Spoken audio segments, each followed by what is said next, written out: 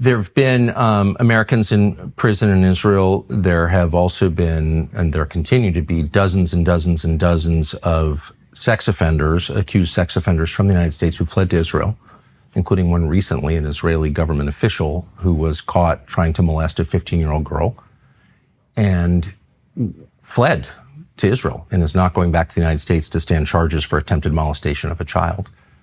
Have you advocated for the Israeli government to return him to the United States? I'm not familiar with that case. It has not come to us at the embassy. So I'm not aware. Is this the person in Nevada? That is correct. Okay, I heard Clark about County, it. I would imagine so. Yeah, I heard about it, but I heard about it through open source media. It was never something that was presented to us, but I would have no problem with him being extradited back to the U.S. You're the president's and our country's representative in the state of Israel, so I think it would fall to you to advocate with your friend, the prime minister, to say, wait a second, we have a very close relationship. We're obviously the single largest source of outside funding for this country. How can you take an accused child molester and shield him from American justice, send him back to the United States? Have you ever had that conversation? No, because the prime minister would not be the proper person that may be in right, Israel. Pardon my ignorance. But that would deal with an extradition. It would go through their court system.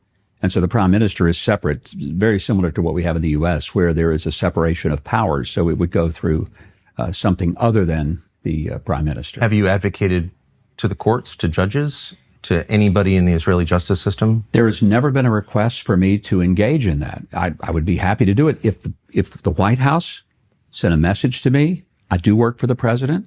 I serve at his pleasure.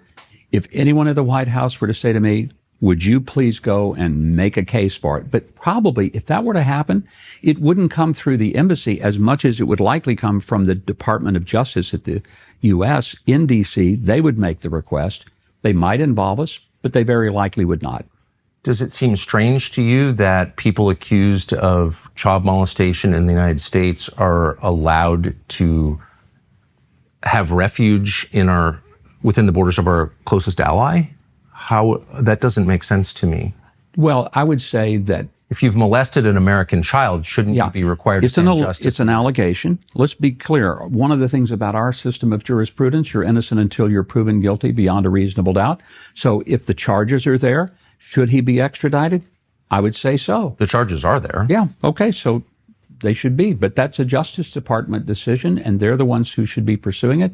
To my knowledge, they haven't. They certainly haven't engaged the U.S. Embassy over. Why would the Israeli government harbor fugitives from justice in the United States? I'm not sure that there are dozens and dozens and dozens. In fact, there's an Israeli group that keeps track of them that is dedicated, Jewish Israeli group dedicated to combating the molestation of children, and keeps a long list. And you can look it up. And Tucker, I hope you're not saying that you think the Israelis support the molestation of children. Obviously, I'm not saying that. Okay, I'm saying that the Israeli government shields accused child molesters from justice in the United States. I'm not sure I could say that that's something that is provable. I don't know. But I am not aware that the Israeli government is shielding people